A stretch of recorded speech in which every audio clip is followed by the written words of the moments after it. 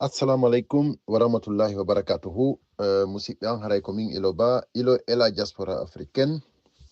Hande ko vendredi 21 mars 2025. Voilà, haray mi salmina on fou, mi lando si ɗon e jam, min miɗo e jam, jammo guine jo wondi on. Haray miɗo weltano on fou moɗon message ɗin, duwaji ɗin, partage ji ɗin, alhamdulillah rabbil alamin. Haray ko yon andu wondema, mo be men si waɗi ko wawi en folay. Haray noon musidɓe an hande miɗo faala e yewtude ɗo seeɗa ko yehi e fii ko fewndi ko meɗen comme d'habitude, mais hande spécialement fi jamaɓe andanɗa hoorema ko hiɗuɓe goonga ɓen. Hiɗuɓe goonga e jama kadi ɓe andanɗa hoorema ni hari hiɓe hiɗi goonga kono joni ɓe faalama tawtude fenade. Haray ko ɓeɗo ɗen ɗiɗo mi faala yewtude si tawi Allah waɗi vraiment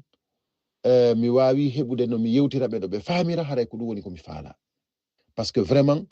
situation on mi daari mi tawi ko ardingol hakkil. Hande haray jomiraɗon no duwa wallitade jama lagine on par ce que kala ko wiyete gonga kon hande ko ɗum woni moko baɓe buyi e nder leydi ndin, sukaɓe buyi e nder leydi ndin andinama wondema gonga ko fenade, c'est à dire hande ko kala ko andanɗa hoorema ni hino woodi wawɗo yewtude fiino ƴettira gonga on buuma gonga on watta gonga on fenande nde wonta gonga haray ko ɓen ɗon ɓe hatongini e muɗum ko leydi lagine. Haray hiɗen toro jomiraɗon yo faabo en yo fa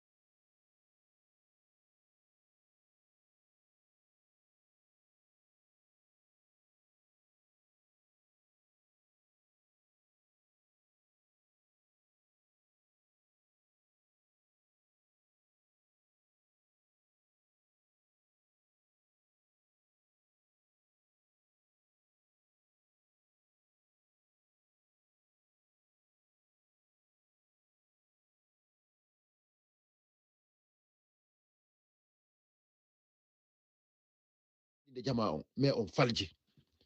awa hino ɗo ko Benito inni yo yimɓe ɓen jentor Alaji Cellou Dalein Diallo te ko gonga. Opposer le peuple de Guinée, nous n'avons pas d'argent, nous n'avons pas d'armes, mais nous avons la volonté ferme du peuple de Guinée de refuser que ses droits et libertés de choisir ses dirigeants soient confisqués par une jeune, par les armes. Et je suis convaincu qu'on aura raison dans la résistance que nous allons opposer justement à cette volonté de confisquer le pouvoir par la junte qui s'en est emparée dans les conditions que vous connaissez. Voilà. Donc, Alaji Cellou Dalein Diallo ko wiɗo ko menen men ala kalisi men ala pinka men ala arme mais volonté mo men jogi on fi resistugol fi no gonga ñiɓira lagine ɗum ɗon ɗen goɗɗo wata men ittande ɗum ɗon tem e hooli hoɗɗi ko ɓe gagnoto combat on parce que ko gonga tun luttata musidɓe an awa musidɓe an wata goto longin on penale acce jaɓon longinowo on gonga e haqiqa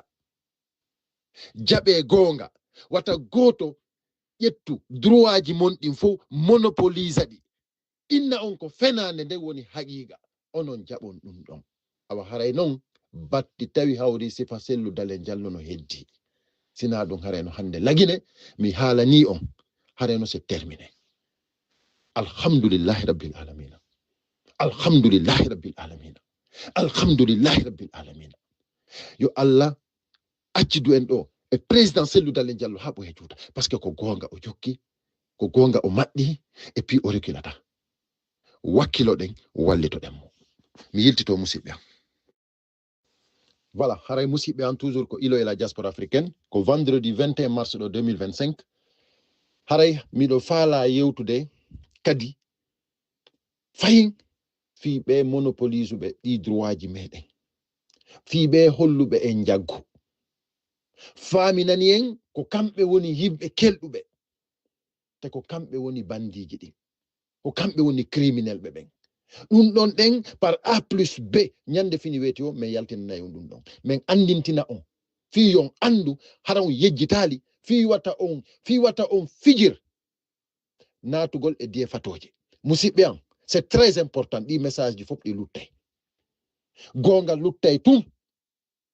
fenande ko fenande tum ñappay kono siyay awa haray hande ndaare e nder leydi lagine ndin kala ko wiyete droit humains liberté kala ko wiyete saria justice ɗum ɗon fof no confisca musidɓe am lagine fof no andi gila Conakry han foore e nder territoire guine fof no andi justice on no confisca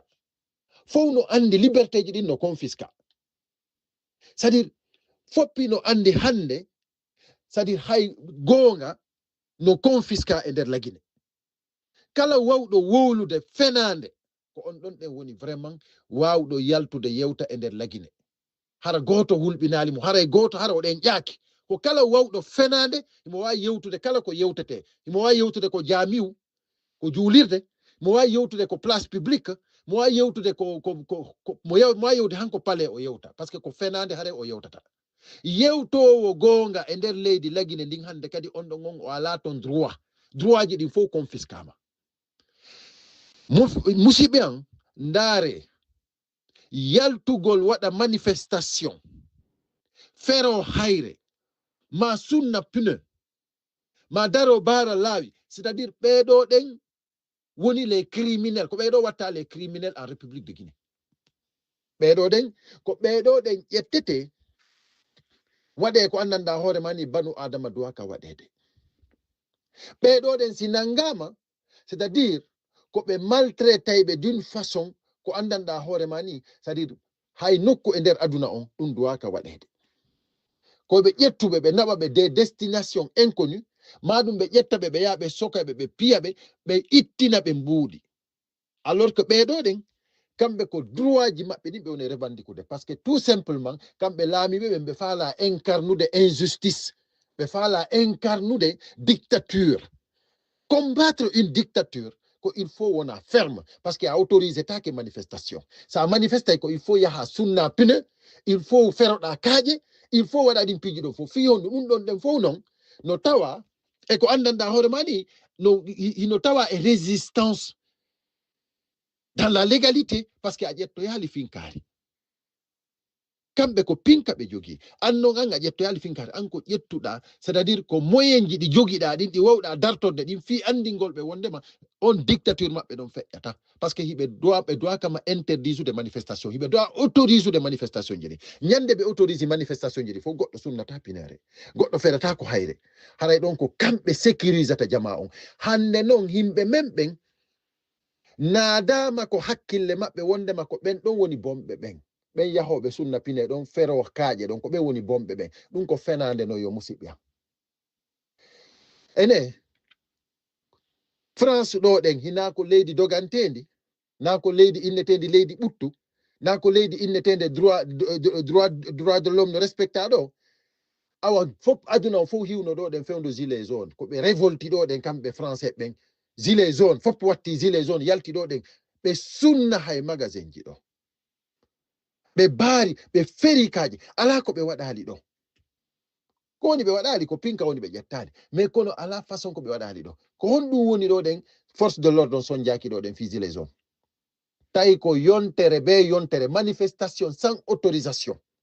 hay goto autorisabe be yalta be ferma France fo hari goddo acci yaltidugol do den e auto e weekend samedi je den hari c'était interdit parce que ala ko feƴƴa e der saare den gilet jaune yalti aka Paris saare den fo musibbe am sans autorisation de manifestation kono baytun ko droit ben don de fo nangama kono hay goto piya ka piggal ngal andanda hoore mani ko piggal warowal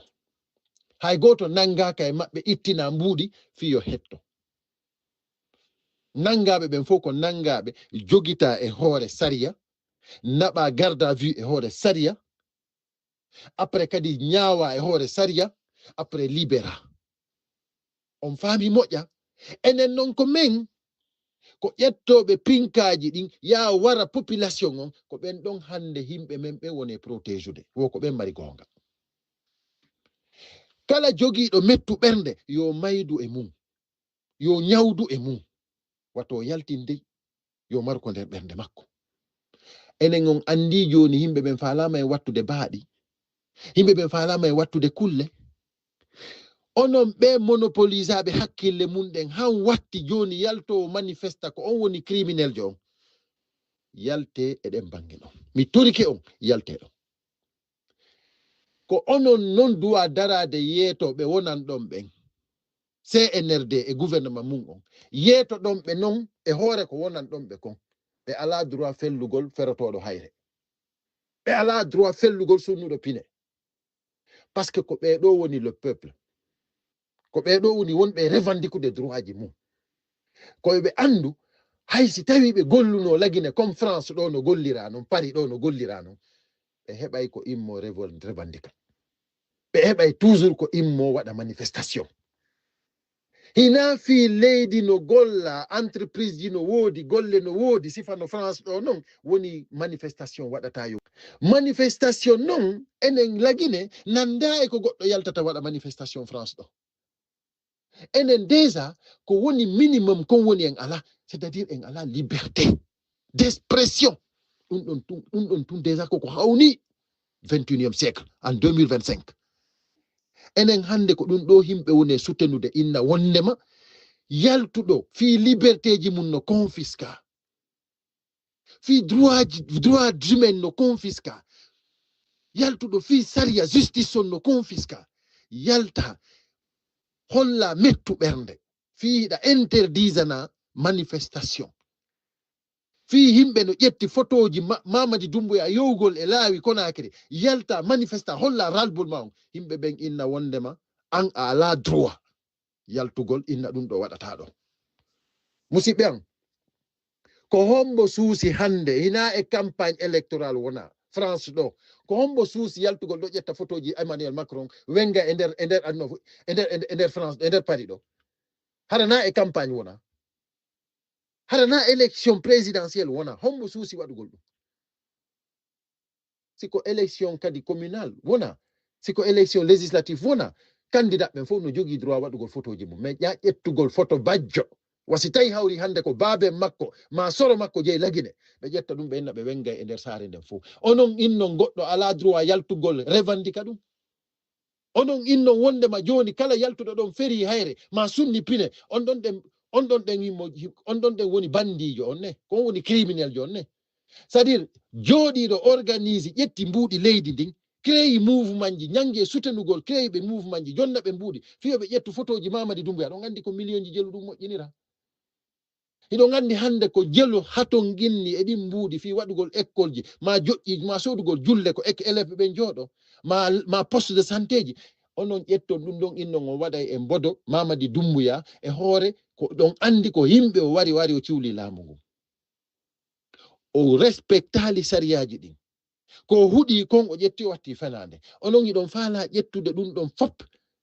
watta goonga on ko yo yimɓe ɓen ƴetto waɗa ko pubel awa haray on addi ko satti lagine e ɗum ɗo marsoyta ko teddungal e mum marsoyta yalte e o démagogie par ce que sina ɗum ko suta ɗum koko moƴƴana on moƴƴana en ko ɗon suta koko moƴƴana on moƴƴana en ko teddungal e mum voilà musidɓe an toujours ko ilo e la diaspora africaine ko vendredi 21 mars ɗo 2025 haray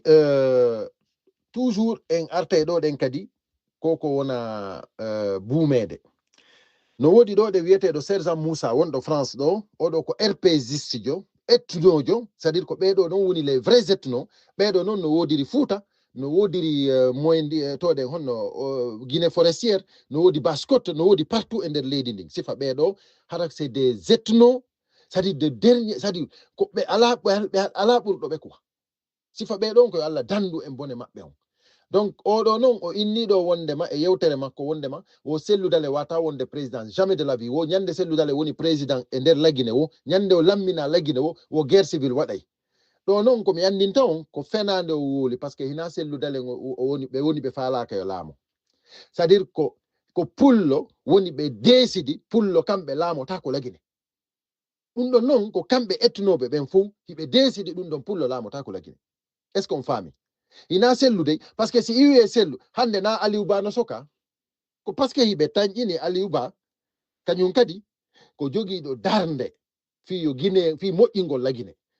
hiɓe ɓay noon ko pullo hay fuu yo waɗa ɓe sokimo ɗo 2 ans en fof yeeso men en fuu iɗen suti ina sellude sellu ɗum ɗon on ko ɓe ɗon ɓe baasi wigol wondema ko sellu andi sellu ɓeynano wondema ko par ce que himo tawti laamu Lansana Conté ko par ce que himo wujji himo waɗi ɗum e ɗum penale Aliou Ba ko hombo gollidi lagine gouvernement hombo gollidi lagine na ko fi himo yewtude gonga ko ɗum o sokira awa ɗum ɗo ɗen fof noon si tawi hakkille mon ɗen no buuma min buumitayde awa ko fiyon andu jentite ɗo sergent Moussa taw personne en Guinée va oser de dire il y a pas cet homme en Guinée qui va oser de prendre un papier dire que c'est le début président Guinée. Celui qui le dit, il a déclenché une guerre civile. Ça c'est automatique. Paix pour l'homme, clair et net. La Guinée, tout le monde peut gouverner la Guinée, sauf c'est le Koning. Ça, c'est tout. Si quelqu'un n'aime pas la Guinée, si Dieu veut même la Guinée finir aujourd'hui, il n'a qu'à essayer de donner le pouvoir à Cellou. Dieu n'a qu'à essayer de donner le pouvoir à Cellou. Tous les Guinéens vont tout de suite. La Guinée, non, c'est notre Guinée. Tout de suite, la Guinée serait un terrain dit. Voilà. On nani ɗo moƴƴa yewtere nden c'est à dire ñande Allah ƴetti laamu ngu jonni sellu o ɗum ɗon noon min mi rectifie mo ko ñande Allah ƴetti laamu ngu jonni pullo wo lagine wona e terrain vide ɗum ɗon ko ɗum kamɓe etnoɓe ɓen ko ɗum ɓe décidi awa haray noon ko teddungal e mon onon ɓe faamali ɓen ñande fini weto men ara ɗo noon meɗen etade fi no faamiron acce andon wondema ɓeɗo hina mone selluɓe woni ko mone pullo mi haalani on Aliou Ba hande son himo soki ko parce que ko pullo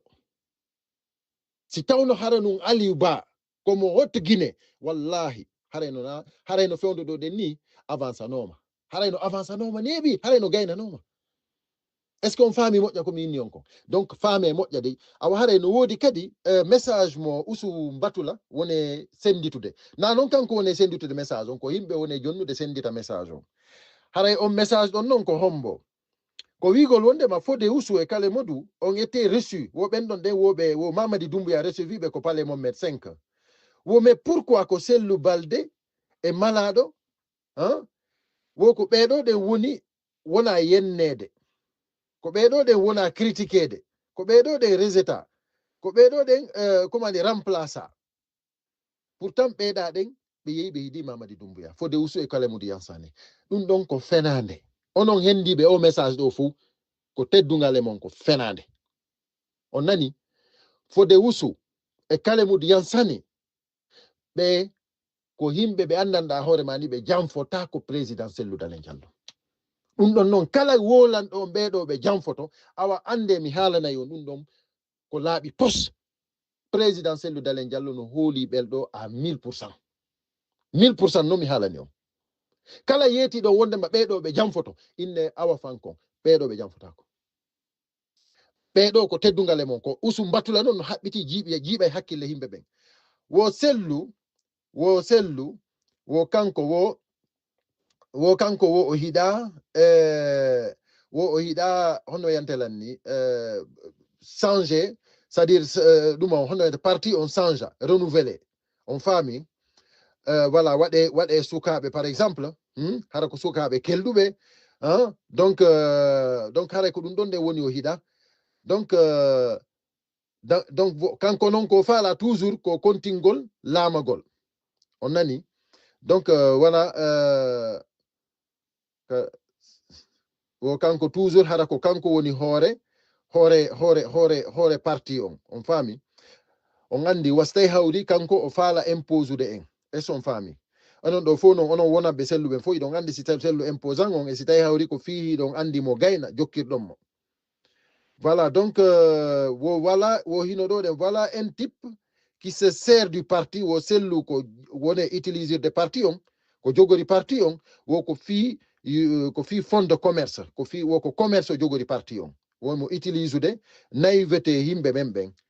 mo utilisude komo yagal yimɓe men ɓen donc wo ko ɗum o ƴettiri parti on en otage kanko Sellou Dalein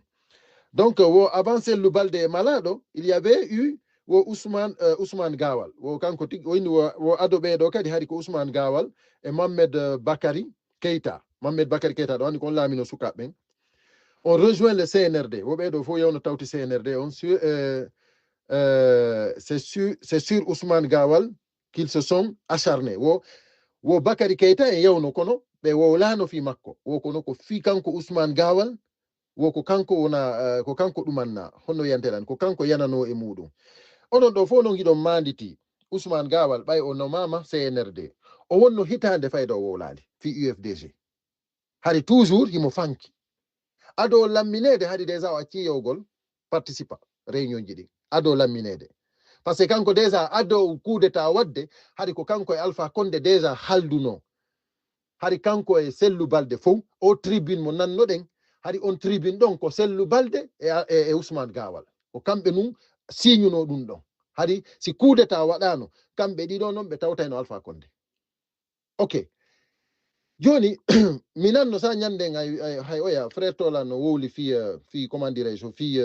Ousmane Gawal e Sellou Balde ko Sellou wino wondema ko Sellou Balde wino wondema no faala yawgol fi fatunde baabe makko nden wo président Sellou noddi inni wondema sen waɗi ɗum hara en perdi combat on en wata seedude Alpha Condé ko ni ɗum ɗon na gonga mi haalanayi on ɗum ɗon nden mi anda ko hombo jonnuno frère Tola on information ɗon mais ɗum ɗon nden hinano woniri mi haalanayi on ɗo ko laaɓi pos président Sellou Dalein Diallo yo Allah danduɓe goɗɗo mo maɓɓe soke o heɓa baabe makko feƴƴina o heɓa solution no yaha o tawe surdugol ngol hara ko kamɓe wonata handicap on Allah danduɓe ɗum ɗon ko min haalani on ɗum ɗon ko version original on voilà haray ɗum ɗon nde nano wonirno on nani ɗon ɗen e nder yewtere nde wo ko Ousmane Gawal ƴettuno téléphone noon yewtide alaji Sellou inni mo bon o yanayo yow surdugol baabe makko ha o sonki don de wo on tumati ha présidentiel lu tigi landitino ko hom an hombo so indi wo ko min Ousmane dum don fo c'est pas la vraie version c'est pas ça dum do meeda wadude nani donc kambe déjà ko on andu hari déjà Alpha Boubacar yehi wadani be négociation ji din kambe on déjà hari ko be yahobe sans coup d'état wadde hari kambe on ko be yahobe hari kadi comment dire on wadando be on négociation donc ko debbo njatigijo Alpha Condé wiyeteɗo kajjato ko komi andi fi mum mi woni on e wolande voilà haray ko laabi pos ɓenɗon on ko fokkitunoɓe après ça maintenant oɗa ɗe yiltitike kanko Sellu Balde ɓayi coup d'état waɗi o yiltitike parti o o torike yafuye voilà yafuye makko on accepta kadi par ce que o yiltitike o andini o jama o andini hande kadi wondema ko ma o kontina combat o ɗum ɗon si accepté o wonti han o fuɗɗi kadi wolugol ɗi yewtereji ɗi wonno wolde ɗo fof sabu honɗum sabu ko gonga ko wonno wolde gon fof ko gonga ina fenande donc hande non so yiltiti kadi dole kengo ɗum andi kanko handi ton haray ɗum ɗon o min juman fu min haray koko woli o ko ɗum jogitete ko wolno kon no mara joni kala ko woloyta kadi gilandema ɗum ɗon kadi haray meɗen jentiti haray fof no jentiti kadi na min tum fof no jentiti voilà haray ko andingol on tu wondema Ousou Batula ko o message ɗo kadi o faala vinculude ko ɗum ɗo wone vinculude yimɓe ɓen fi andingol yimɓe ɓen wondema Sellu ko kanko acharni contre muɗum hina wano Mohamed Bakary Keita on fof ɗon andi ɗo ɗen hayso critique UFDG ko critique positif hina critique négatif ji kanko non Ousou Batula ko ɗon andi ɓay woni ennan après ko lammina iɗon andi ko fuɗɗi yaltugol waɗa dénonciation ji ɗi waɗa sadi yana e président Sellu Dalen na ko on tumati noon parti on ƴetti mesure ji d'expulsion ore gonga saria parti on si tawi hiɗa jeeya e parti on ko a duwaɗo défendude parti on ko a duwaɗo défendude leader jo on si tawi a jeeyaka ton tawa wadde ko faalaɗa mais a jeeyatake to ronka respectude sariyaji ɗin ɓe ndaara sariyaji ɗin ɓe expulse par ce que hande kadi a jeeyaka ton kala hiwnoɗo mo ko Film FM ma les grandes gueules hino anduno oɗo ɗen hande kadi o jeeyaka UFDG hande kadi ko faala ko déstabilise gol président Sellu Dalen Diallo hara tawaka ɗi message ji makko ko filtuno ko wonno wiwde a wawi wa turiɗo suwiti ɗon fof ɗon manditi ɗum ka ko on ɗo noon innata noon kañum no jeeya e on parti ɗon te kadi ko honɗum ɓuri wonde grave ino inna tawaɓe gouvernement on fof wawata wonde candidat joni si tawi hiɗi parti ma on ɗa duwano ombude hunduko makon jogoɗa heɓa mbuudi ko heɓata heɓa avantage ji ko heɓata mais hara bonnanani parti on mais oɗo o dari o tewi pas o attaque parti on c'est à dire o faala déstabilise gol parti on joni noon yalti fangare e kene joni hande kadi ko parti on o faala o créanama mouvement ji Serelak joni ko ɗum ɗo ɗen o faala ƴettude o jiiɓa parti on o inna kadi wonde o heɓi kadi yimɓe fuyanteɓe iwtirɓe ɓaawo makko par ce que ko yimɓe fuyanteɓe tun iwtiri ɓaawo Ousou Batula wallahi ɓe yimɓe o andi Ousou Batula déjà goɗɗo considéramo ko iwtirɓe ɓaawo makko ɓen ɓenɗon on ko poubelle par ce que hay goto hoolata ko on aduna handi tagge mi yiltito musidɓe am message on juuti voilà musidɓe am haray toujours mi yiltito ɗo ko vendredi 21 mars 2025 ilo e la diaspora africaine voilà haray ko kanko Ousou Batula ko wonno wolde ɗon ɗen fi Bakary Keita hinaɓe gotum ene on nani ha hande iwɗo UFDG expulsa sina comment dirais-je sina Ousou Batulajo e Lamarane Petit e iwtirɓe ɓaawo makko ɓen wonnoɓe ko parti ton ɓen fof yowɓe jokki haaji mum hombo expulsa hay goto expulsa ko iwtirɓe ko kanko e iwtirɓe ɓaawo makko ɓen ko ɓen ɗon ɗen expulsa par ce que tout simplement ko poubelle voilà kanko o ala droit hay wowlugol num fi parti o pourquoi parce que déjà mo tawa e gouvernement o hande kadi no anda saria newnanama wongol candidat on faami kanko e Mamadi Doumbouya fo joni noon ko ɗum ɗo fof noon joni ɓe faala noon imposugol on dictature ɗon ɓe inna noon saria no bonna nokkugo kamɓe noon hiɓe jiiɓi saria leydi ndin fop wonon joni ko kamɓe noon ko ɗum waɗi simi inni iwtirɓe ɓaawa makko fop wonti poubelle par ce que kala jokkuɗo Ousou Falima e hoore saria leydi ndin ko jiiɓa kon fof ɓe darani saria UFDG on ɓen ɗon nden hannde kadi goɗɗo haajaka e maɓɓe kurwa waɗa e maɓɓe kurwa par ce que jiiɓuɗo saria leydi ndin fop ko on ɗon ɗen wonɗon e bambude ko on ɗon ɗen wonɗon wiide onon ko kanko woni le champion onon noon joni hiɗon faala leader jo daraniɗo goonga on gila o fokkiti han hande o yiltita raali ɓaawo himo jokki l'intérêt général onon ko onon jokkuɓe intérêt personnel ɓen onon ko on ɗon faala ɗon jiibude on tawa men ɗon noon inchallahu rabbi haray kadi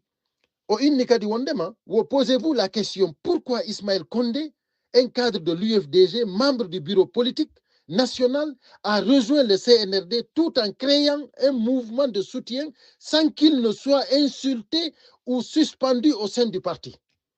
ɗum ɗo kadi ko kanko Usum Batula c'est-à-dire ko message ji makko ɗinni ko ɗiɗo ɓe woni senditude senditande yimɓe groupe aji tout ça là fi toujours jibugol président Cellou Dalein Diallo awa Ismaël Condé ko teddungal e mon o ha hande o militali UFDG o heɓuno probléme RPG o ari o inni se président Cellou womo faala tawtude ɓe inni mo awa ko teddugo bafal ngal no udditi awa après noon joni komo ɓe noon arɗo naati o ko golle mum ɗen wawata ɗum joƴƴinde golle makko ɗen joƴƴinali mo o faalano wonde o non de l'UFDG mi anda siko ko maire mi anda honto ɓe newnanali mo on faami oɗo si yinnama wondema himo tawa e bureau politique ko fenande bureau politique hombo tawa on yi Ismaël Condé réunion ji ɗin awa ko wonɓe yewde réunion ji ɓen ko ɓen tawa ko bureau politique Ismaël Condé o arno o inni o tawti en kono o yehino UFDG faalaɗo no hayardayata faalaɗo no hay yaltude ɗum hina wigol wondema ko ɗuma ɗum hina bunker dey ɗum koya ar siɗa faala a naati siɗa faala kadi a yalti ko woni tun noon a respectay sariyaji parti o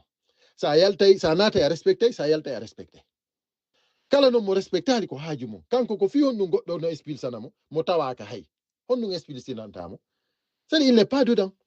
donc voilà haray musidɓe an awa ko ɗum ɗo ɗen ko andigol no wondema onon wonaɓe yewtede ɗi yewtereji ɗo ko fi bonnugol hakkille mon ɗe nani teddungal e moɗon haray kala tewtiɗo Usum Batula ko wolata koyo andu koye fenande woni wigol wondema Cellou Dalein no waɗi ni no wattiri ni kanko ko waɗi kon gilandema lagine wiya lagine e meeɗa heɓude ministre jo nandita ɗo e Usum Batula hay bajjo détruise ɗo lagine ɓuuri Usum Batula yana pas ça n'existe pas hande mo anndanɗa hoorema ni jama on fof no hutti ɓuuri Usum Batula ɗum ala donc haray ɗum ɗon ɗon ko teddungal e moɗon on fof en mo jogi ɗon on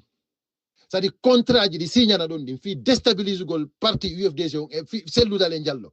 wona wondema onon ko onon woni hiɗuɓe parti on ko onon faala yarde saria ɗum ko fenande noon on ala saria hande on yiɗa saria hande onon ko faala ɗon ko yo yimɓe ɓen fof herƴe impose ɗon waɗon ko faala ɗon e nder leydi lagine ndin ete ɗum marso e tan menen meɗen wuuri selli min jaɓata ɗum ɗon bimbi fof bimbi Allah okkay men on courage on motivation argol daro yewta lagine fop public lagine on fof peuple de Guinée on fof haalana ɓe ko udditata hakkille maɓɓe ko ɓe nanata ko ɓe famata et puis ko ɓe jaɓata kadi haray ɗum ɗon ko Allah jomiraɗo waɗanta men ɗum inchallahu rabbi kadi min wakkiloto han o combat ɗo min foolamo par ce que ko goonga siko fenande ɗum hareno min accitino wallahi billahi taalahi hareno min yaltino e mum haray musidɓe an yewtere gasata haray hande kadi en ari hanɗo ko teddungal e moɗon ko wakkilagol fi kañoton ɗum ɗon kadi wata on fijir kañoton wata on accu wata goto jeeji on fi o kañot ande wondema ko fi solidarise gol hakkudeji meɗen en fof fi la buddaji men ɗi fop musidɓe an ina million ji faala ɗen ko des milliards faala ɗen wata goto jeeju on chaque fin du mois mo beeyo fere ko waɗi ko mbitagatin mum on wata goto yaw wata yaw 500 wata yaw 1000 francs wata yaw 10 000 wata yaw 1 million ko heɓuɗa wo fero nder ton chaque fin du mois musidɓe an wata on waɗu polémique e o kañot kala mo nanɗon no waɗa polémique e o kañot ɗo ande o famali ma o anda e ko woni haray noon si tawi noon ko wonduɗo e esprit CNRD on ɗon on haray déjà hiɗon andi ko esprit criminel voilà on ɗon hay so tawi hawri on considéré ala yewtere makko kala wiitiɗo esprit CNRD wonduɗo e ɓe o gouvernement ɗo on ɗon nden so critique o kañot ɗo ande ko kamɓe on ton ɓe yimɓe no woodi yimɓe jooɗiɓe ɗo ɗen no woodi goɗɗo jooɗiɗo ɗo Belgique mo anndanɗa hoorema ni mi yiɗa hay haalugol inde makko mo anndanɗa hoorema hay haala o wawata demo haala a famata hay ko wolata kon ko ben jodi do hande wigol wonde ma menen ko men hobbe la Guinée menen ko men sénégalais ko naati do ko yalti do menen ko men citoyen du monde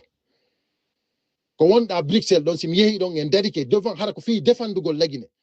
d'abord si tawi no yewtede ko menen d'abord be ƴettata haala mum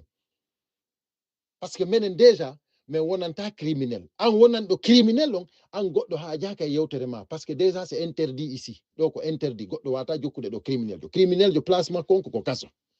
voilà